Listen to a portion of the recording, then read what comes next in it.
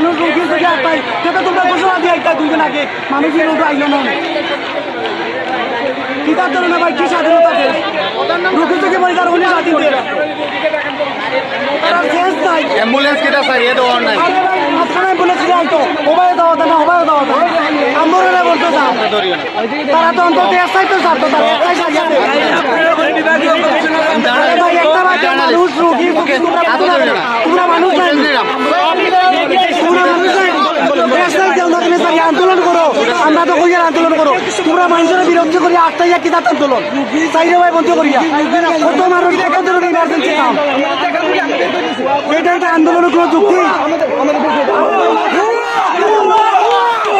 আমরা এই মুহূর্তে আছি